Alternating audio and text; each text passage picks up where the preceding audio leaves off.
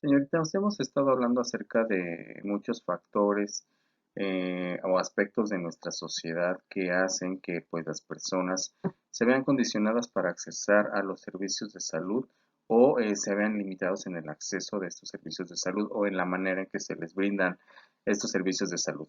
Uno de los aspectos que tenemos pues tiene que ver con lo que es la pobreza y la exclusión social que se vive. Desafortunadamente las condiciones pues en muchas de las personas, las condiciones económicas, las condiciones sociales, laborales, pues hacen que se vea reflejados en esto que llamamos pobreza y de alguna manera al ser parte de esta población, pues también se ven excluidas dentro de nuestra sociedad.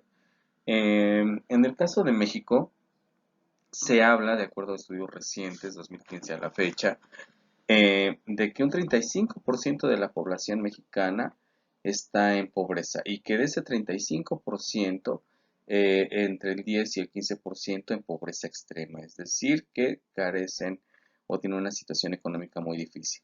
Em, para poder confirmar pues estos resultados o esta investigación se basaron en lo que son personas que cuentan con vivienda propia y aquellos mexicanos que tienen activos financieros, es decir, eh, que tienen dinero de alguna manera. Esto de acuerdo a estudios de la CEPAL, ¿sí? Para medir pues la pobreza en un país. No solamente estamos hablando de México, sino se hace pues también a nivel región, Latinoamérica, ¿sí? En el caso de las viviendas, el estudio señala que el 46% de la población mexicana no cuenta con una vivienda propia.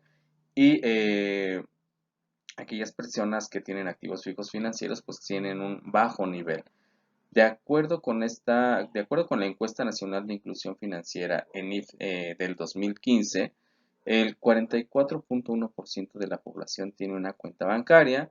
La mayoría de ellos son transaccionales, es decir, para el pago de nómina o pensión, por lo que su saldo a finales de quincena o mes tiende a cero en la mayoría de los casos. Quiere decir que la mayoría de las personas que tienen activos financieros, en este caso, bueno, en el caso de tarjetas, pues no es porque tengan más dinero en una cuenta bancaria, sino porque realmente es solamente como esta parte que la utilizan para depósito y que de ahí obtienen el dinero para pues vivir al día, digamos así, por quincena, por semana, de acuerdo a cómo se les pague. Es así como está la situación en México.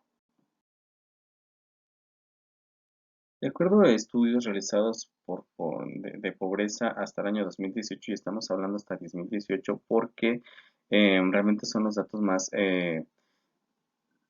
certeros que tendríamos en este momento, puesto que 2019-2020 con estas situaciones, bueno, con el cambio de gobierno y con lo que actualmente se está viviendo, pues los datos estadísticos han cambiado bastante. Por lo tanto, nos remontamos pues a la administración anterior, eh, bueno, son datos que a final de cuentas se retoman en la nueva administración para dar certeza o para ver los cambios que se generan en esta nueva, ¿no? Pero bueno, vamos a 2 años del nuevo gobierno, por lo tanto, en este momento no tenemos esa estadística como tal. Entonces, de acuerdo a la CEPAL, se requiere y es fundamental proteger y preservar el gasto social.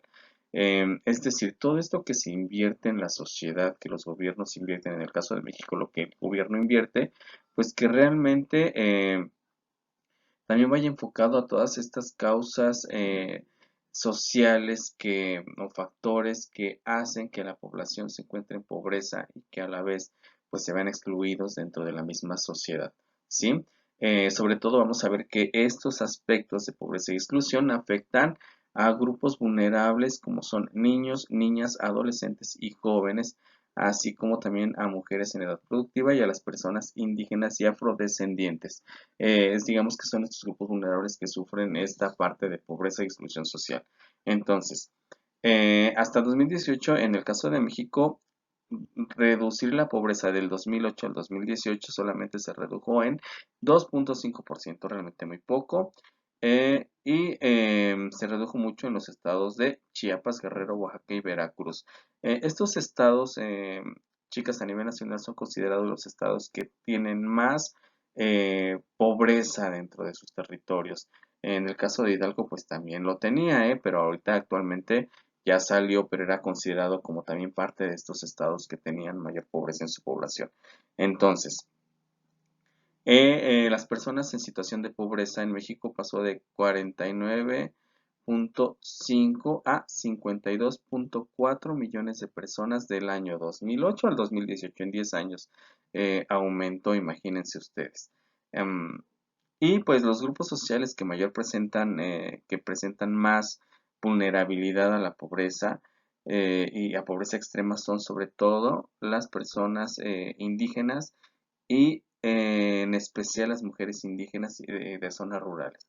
Entonces, los estados que tienen más presencia de pobreza en México, bueno, vimos que son Chiapas, que tiene al 76.4% de su población en pobreza, Guerrero con el 66.5% de pobreza, Oaxaca con el 66.4% y Veracruz con el 61.8%. Imagínense ustedes, ¿no? Los niveles de pobreza en estos estados. Yo les comentaba hace un momento que, pues bueno, Hidalgo también se encontraba dentro de estos estados con mayor pobreza. Sin embargo, gracias a las políticas instauradas por sus gobiernos, pues lograron salir de esta situación, que realmente fueron tres estados, Aguascalientes, Hidalgo y Tlaxcala. La Coneval también registró que en situación de pobreza extrema, las cuales ascienden, o las personas que ascienden a pobreza extrema son 9.3 millones de personas, equivalentes al 7.4 de la población, y la población vulnerable por ingresos 8.6 millones de personas y por carencias sociales 36.7 millones de personas, ¿sí? La población realmente no pobre y no vulnerable solamente asciende al 24.7 millones de personas, ¿sí? Entonces, ¿cuáles son los aspectos que se consideran para obtener estas cifras o para considerar cuando una persona o una familia se encuentra en pobreza o pobreza extrema? Pues bueno, se refieren al rezago educativo, acceso a servicios de salud, acceso a seguridad social, acceso a alimentación, calidad y espacios de vivienda y acceso a los servicios básicos de la vivienda. Estos factores son, por ejemplo, hablando de salarios, el salario que una persona debe percibir debe de ser eh, lo que va a cubrir las necesidades de vivienda, de salud, de educación, de alimentación y de calzado y vestido. Bueno, así como todas, pues, bueno, tiene que ver con vivienda, luz, agua y demás. Entonces, si vemos en esta parte, pues tendríamos que ver los salarios efectivamente y cuánto se cubren. Precisamente vamos a ver que estas personas que se encuentran en pobreza, pobreza extrema, son porque no tienen tal vez un trabajo fijo, porque tal vez los salarios que están percibiendo no alcanzan para cubrir todas estas necesidades, incluso si hablamos pues de lo que hoy es el salario, las tarifas de salario fijo o que un trabajador debe de ganar, que está entre 100, 108 pesos, pues no alcanza para cubrir todas las necesidades que se tienen. Imagínense un salario de 700 pesos a la semana para una familia de 4 integrantes, cubrir todo esto, pues realmente es algo muy difícil. Entonces, por eso es que estas cifras se están disparando. Y ahorita si a esto le vemos esta situación actual, pues tal vez vamos a encontrar todavía más índices de pobreza y pobreza extrema. Hay muchas personas que van, como decimos, al día, sí, que esto pues hace que no tengan acceso a muchos servicios, que no tengan una vivienda, que no puedan ni siquiera comer bien. Y todo esto, chicas, desencadena no solamente pues pobreza extrema o exclusión social, sino que desencadena otros problemas sociales, ¿no? Otras necesidades sociales de estas personas. Entonces, no solamente es la pobreza como tal, sino todo lo que engloba esto. Los índices de pobreza y pobreza extrema en nuestro país, pues no solamente van a excluir a las personas de servicios como pues la educación, vivienda, alimentación y demás, sino que también vamos a ver cómo esto va a repercutir en la salud, en el cuidado de la salud de las personas. De acuerdo a la OCDE, México es el segundo país con el mayor porcentaje de gastos en bolsillos en salud. ¿Esto a qué se refiere, señoritas? Y ya les había comentado y lo comentamos en antropología, que pues desafortunadamente los servicios que se ofrecen de salud pública en México no satisfacen todas las necesidades de su población. Y entonces, por ejemplo, generan un gasto extra a las personas cuando muchos de los servicios deberían de ser gratuitos, ¿no? Por ejemplo, lo que hoy es INSABI, que antes era el Seguro Popular, que no cubren todos los medicamentos o todas las enfermedades o ciertas operaciones, y entonces esto hace que la persona tenga que gastar por estos servicios de salud que, entre comillas, pues serán gratuitos. Entonces, este gasto de bolsillo, cuando se trata de algunas enfermedades crónicas, pues va a condicionar a una familia a caer en pobreza. ¿Por qué? Porque se tiene que gastar en medicamentos, en médicos, no solamente es eso, sino traslados y demás. Y entonces esto hace que la situación económica se vuelva vulnerable dentro de una familia. Eh, y bueno, este gasto de bolsillo por estas carencias en nuestros servicios de salud realmente hace que seamos uno de los países que más gasto de bolsillo generan a sus ciudadanos en cuanto a cuestiones de salud. A esto le vamos a unar algo, señoritas, como ustedes saben, la nueva administración se encuentra en este plan de austeridad y si ustedes escucharon las noticias, pues desde el inicio de la administración, pues pudieron darse cuenta de que esta administración, lejos de aumentar el presupuesto a los servicios de salud, pues lo que hizo fue disminuir el presupuesto a salud. Estamos hablando de un 20%, ¿sí? Porque pues estamos en un plan de austeridad, ¿no? Tendríamos que ver pues todas las vertientes por las cuales se le redujo el presupuesto a salud. Entonces, si realmente una persona promedio, una persona que tiene una economía más o menos, tuviera que pagar tratamiento de enfermedades crónicas, pues tendrían que endeudarse y vender incluso su patrimonio. Y esto lo vemos no solamente en personas que tienen una economía estable, sino que lo vamos a ver incluso en personas pues que tienen una situación de pobreza extrema, donde pues efectivamente se tienen que a veces deshacer de su poco patrimonio para poder solventar lo que son las enfermedades, ¿sí? Entonces, pues realmente hay muchos hogares afectados por enfermedades crónicas y que pues realmente tienen muchos gastos de bolsillo. Entonces, el ingreso perdido por hogares afectados por enfermedades crónicas proyectadas a 2030 equivale a 7.3 veces el presupuesto de la UNAM. Quiere decir esto que de aquí al 2030 el dinero que las personas van a pagar por este gasto de enfermedades va a equivaler a 7 veces lo que recibe de presupuesto la Universidad Nacional Autónoma de México, que realmente es un presupuesto millonario, imagínense ustedes. México está ante una crisis de salud pública, esto ya se ha hablado mucho por muchos analistas. En este momento todavía aún más por la situación que se está viviendo, un colapso, pudiese darse un colapso pues en las instituciones de salud con la pandemia incluso que se está viviendo, pero bueno, vamos a ver que México tiene una epidemia de obesidad. Ya habíamos hablado también, chicas, de que somos el país de los países con mayor índice de obesidad y esto pues también genera gastos de bolsillo, genera un riesgo más en enfermedades crónicas y bueno, la OCDE, que es la Organización para la Cooperación y el Desarrollo Económico, estima que en el 2030 el 40% de los adultos mexicanos tendrá obesidad. Entonces, por eso también vamos a ver muchas campañas hechas para bajar de peso, ¿no? Entonces, en el caso de México, las enfermedades crónicas representan 7 de las 10 principales causas de muerte. Las dos más relevantes pues son diabetes y enfermedades del corazón. Esto genera pues también es cierto mucho gasto público para atender estas enfermedades por los malos hábitos, la no prevención también de una ciudadanía, eso también cabe destacarlo. Entonces, en esta actual administración, pues ya vimos que se disminuye el porcentaje de aplicación de recursos a un 20%, ¿sí?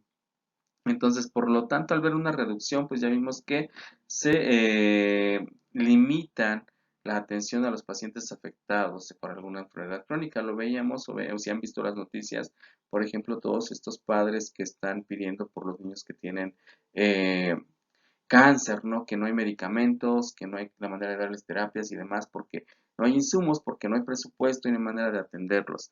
Entonces esto genera pues cobertura insuficiente. De por sí ya vimos que muchos mexicanos, en este caso 16 millones de mexicanos, no tienen protección financiera de salud, no están asegurados o no pertenecen a alguna institución como IMSS, ISSSTE, ajá, como Sedena, CIPEMEX, o tan solo lo que es INSABI, ¿no? No tienen esta cobertura.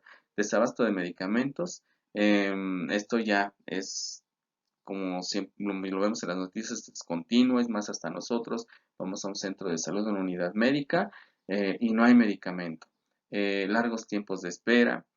eh, Esto se refiere a que pues al haber pocos recursos, y no solamente recursos financieros, sino recursos materiales, porque hay falta de equipamiento en instituciones, y sobre todo también el recurso humano, ¿no? La falta de médicos, enfermeras, especialistas, pues hace que los tiempos de espera en las instituciones de salud pública eh, se vuelva de 2,3 a 3 veces mayores que en el sector privado. ¿Por qué? Porque si nosotros vamos a una institución privada, una clínica, un hospital privado, pues nos van a atender más rápido que en una institución eh, pública. Y esto no es porque a veces los médicos no nos quieren atender, las enfermedades no nos quieren atender, no se nos quiere curar, sino porque realmente falta personal y esto pues genera más espera.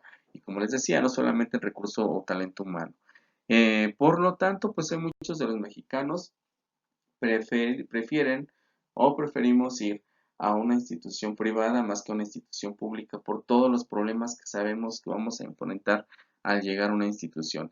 Si a esto le anexamos, imagínense ustedes, chicas, ser de un grupo vulnerable, pertenecer a un grupo de pobreza o pobreza extrema, todavía la exclusión que se da dentro de los servicios de salud aún es más grande. Ahora bien, aunado a todo esto, pues vamos a hablar de lo que es una patología social. Las patologías sociales se refieren como a estas conductas anormales dentro de la sociedad. A la enfermedad social, realmente se ocupa de estudiar las causas, significado y tratamiento de la anormalidad social. Entonces, por conducta normal vamos a entender al conjunto de actos o comportamientos regularizados, repetidos y característicos de una sociedad.